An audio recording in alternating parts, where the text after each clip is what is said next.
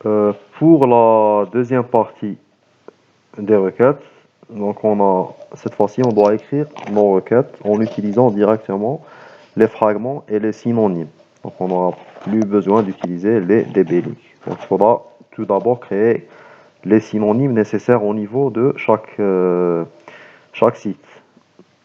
Donc logiquement, donc je vais juste mettre ça.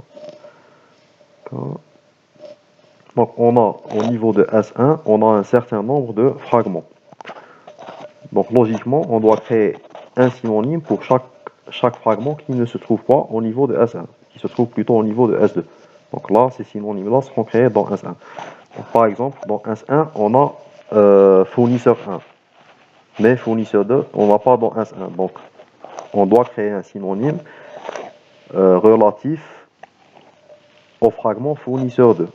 Donc ainsi de suite, aussi par rapport à produit et commande. Et on va faire aussi la même chose dans le S2, dans le site S2. Ok, donc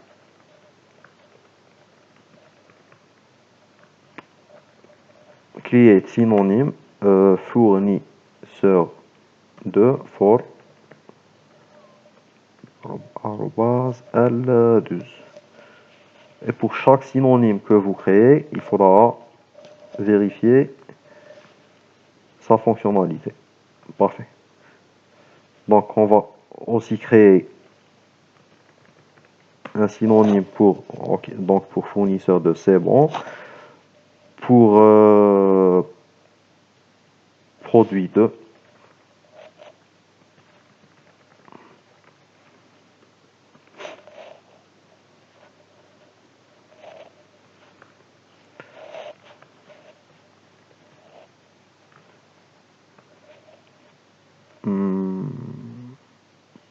produit 2, ça n'existe pas. Je vais voir.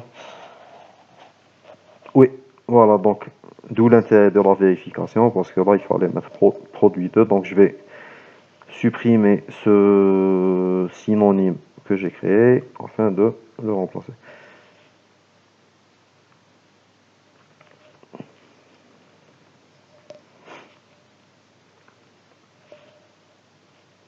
Ok, je vais retester. Très bien. Et commande 2.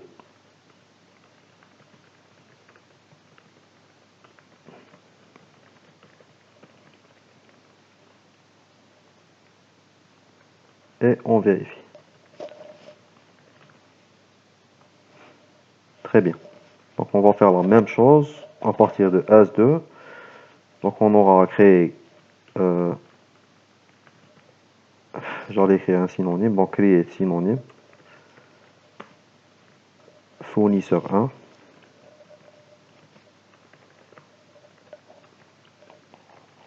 L21, et on vérifie. Ok, donc create synonyme produit 1.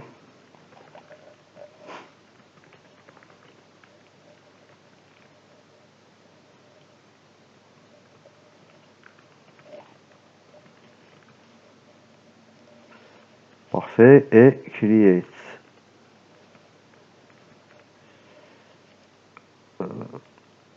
commande 1.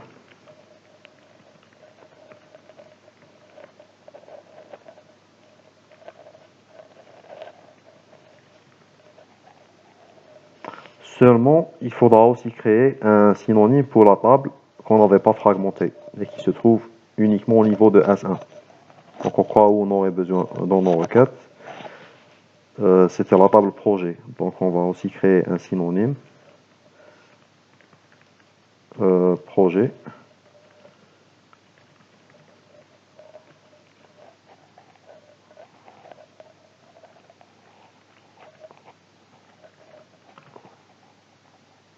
Très bien. Donc là on peut attaquer nos requêtes. Ok, donc pour la première requête, donner les noms des projets dans lesquels le fournisseur F1 est impliqué à partir de S1. Donc là aussi, il s'agit de faire une requête par rapport aux commandes. Enfin, par rapport aux commandes. Mais je pense qu'on n'a pas l'information du nom dans la table commande. Donc commande 1. Ok, oui, donc on a un nom. Donc là aussi, il faudra faire l'union. Parce que on a toujours nos commandes qui sont dispersées entre les deux fragments. Ok, donc là, on a toutes nos commandes. Donner les noms des projets dans lesquels le fournisseur F1 est impliqué, le nom. Donc là, je vais copier, j'ai plutôt coupé cette première requête afin de l'utiliser par la suite. Donc donner le nom des projets. Donc on va sélectionner. Je vais juste voir pour la table projet qu'est-ce qu'on a comme... donc à partir de S1, parfait. Donc nom projet. Donc on va sélectionner nom, nom J, from projet, union, notre requête. Donc c'est pratiquement la même chose. C'est pratiquement ce qu'on a fait auparavant par rapport à l'utilisation des sous-requêtes, enfin, comme si c'était des tables. Voilà, donc select, enfin, à l'utilisation des résultats des sous-requêtes, comme si c'était des tables. Voilà, donc pour être plus précis. Donc on va sélectionner le nom de projet, from projet, union, pardon, inner join. Voilà. Donc on va sélectionner le nom de projet, from projet, la table projet, inner join, le résultat de ça. Donc je vais juste exécuter ce qui est entre parenthèses afin d'avoir devant moi le nom des attributs. Parfait. Donc on va récupérer le nom des projets, from projet inner join. Ça. Donc on va attribuer un alias. Donc on va mettre C. On. Maintenant on va faire la condition de jointure. On projet point numj, il est égal à C. Donc c'est l'alias relatif au résultat de notre requête là, donc à toutes les commandes, donc on égal à c.numj, la même chose. Et on va tester. Très bien. Donc là, mais on n'a rien fait par rapport à la requête demandée. Donner les noms des projets dans lesquels le fournisseur F1 est impliqué. Donc là, int num f, il est égal à F1. Et on n'a que deux projets qui vérifient cette condition. Pour la deuxième requête, donner les couleurs des produits fournis par le fournisseur F1. Couleurs des produits. Donc à partir de S2. Donc, je vais juste vérifier où est-ce que la couleur elle est stockée. Produit plutôt. Produit 1 plutôt. Donc oui, on a la couleur là. Donc,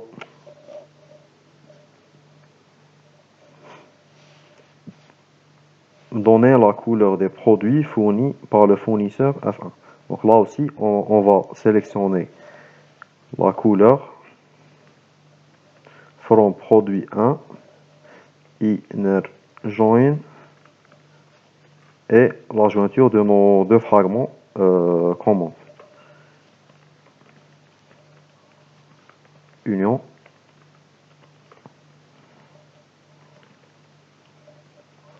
On va mettre un alias comme d'habitude et on fait notre condition de jointure. Ouais. Produit 1 point nump, il est égal à c.nump int fournisseur, donc numf égal à f1. Et donc on a donné la couleur des produits fournis par le fournisseur F1. Donc on peut ajouter aussi un distinct pour optimiser notre résultat. Pour la troisième requête, donner le fournisseur ayant fait le meilleur chiffre d'affaires à partir de S1.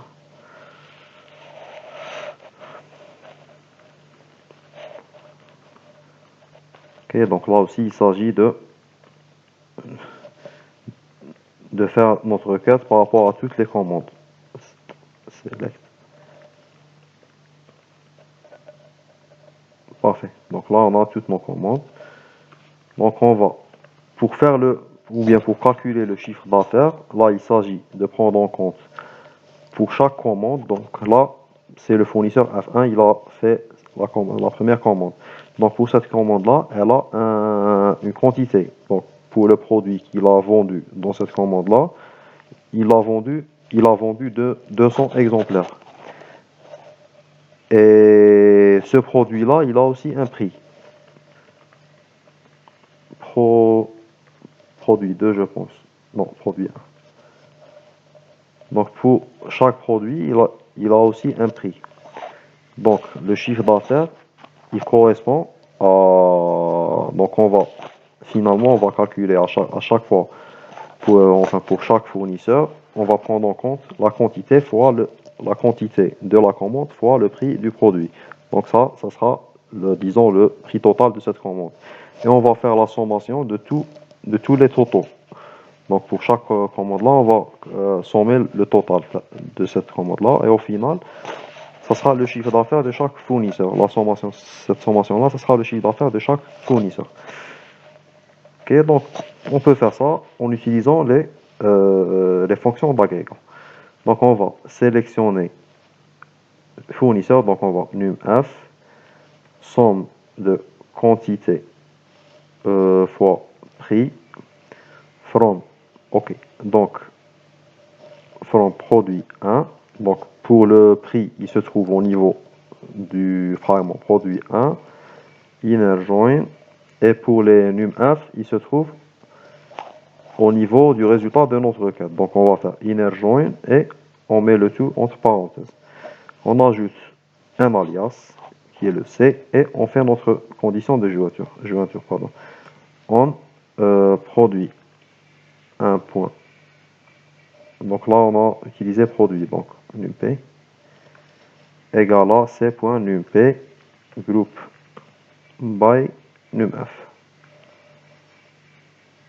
Ok, là on a fait la sommation de tout ce que de chaque fournisseur en calculant son chiffre d'affaires. Mais après, ce n'est pas ce qui est demandé. Donc là, dans notre requête, on doit retourner le fournisseur et on fait le meilleur chiffre d'affaires. Donc là, c'est similaire à ce qu'on a fait auparavant dans l'une des requêtes précédentes. Donc on ajoute un having, somme de quantité fois prix. Elle doit être égale. Donc encore une fois, on peut distinguer facilement que le meilleur chiffre d'affaires, c'est le F5 qu'il a réalisé. Donc c'est 11 000. Parfait. Mais là, il faudra récupérer cette valeur-là de façon automatique. Donc on va supprimer et on va faire ça de façon séparée. Select. Donc on va faire la même chose. Somme quantité fois prix from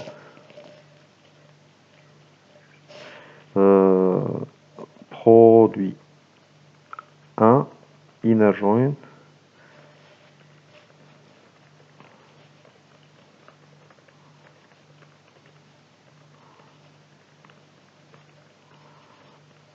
c'est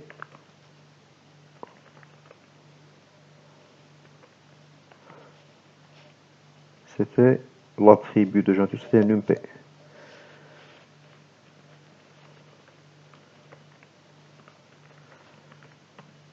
Numf.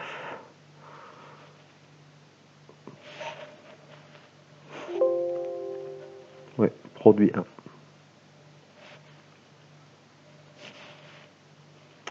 Ok, donc là, on peut imbriquer. Voilà, c'était le mot que je cherchais lorsqu'on a abordé cette requête précédemment. Donc là, on peut imbriquer nos fonctions d'agrégat. Donc on ajoute là, on cherche à récupérer le maximum. Donc encore une fois, on peut utiliser max de somme. Et on récupère cette valeur-là. Après, on n'a qu'à la mettre en sous-requête. Parfait, et on a le même résultat. Très bien. Pour la dernière requête, enfin non, c'est pour la quatrième requête de cette partie, donner les numéros des fournisseurs impliqués à la fois dans les projets, dans les projets J1 et J2. Donner les numéros des fournisseurs impliqués à la fois dans les projets J1 et J2. Donc on va voir. From commande 1, union, select, étoile, from commande 2. Après, c'est des propositions. Vous pouvez trouver ou bien vous pouvez penser à d'autres solutions tant que le résultat il est correct. Donc, c'est pas c'est pas seulement ce que je propose qui est juste. Ça, c'est des propositions personnelles. Après, vous pouvez trouver d'autres solutions. Il y a pas de souci par rapport à ça. C'est même recommandé. Voilà. Donc, on a select étoile. Voilà, là, on a récupéré toutes nos commandes, donné les numéros des fournisseurs impliqués à la fois dans les projets J1 et J2. Ok, donc, select num F, on doit récupérer des numéros des fournisseurs. From, on met notre parenthèse, where, impliqué dans le projet J1. Donc, on va se concentrer par rapport à la première condition. Where num J, il est égal à J1. Ok, donc là, on a tous les fournisseurs impliqués dans le projet J1, intersect tous les fournisseurs impliqués dans le projet J2. Donc on aura à la fin que deux fournisseurs qui vérifient à la fois les deux conditions. Sinon, pour la dernière requête, donner le nombre de commandes effectuées par chaque fournisseur. Ça, c'est très simple, comparé à ce qu'on a déjà vu jusqu'à présent. Le nombre de commandes. Ok, donc select étoile from commande 1.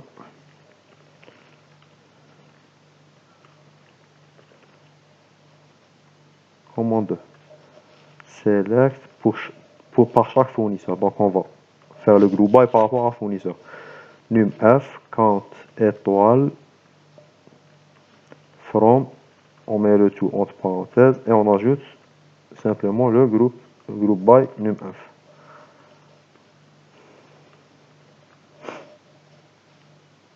Parfait. Donc on a pour chaque fournisseur le nombre de commandes qu'il a effectué.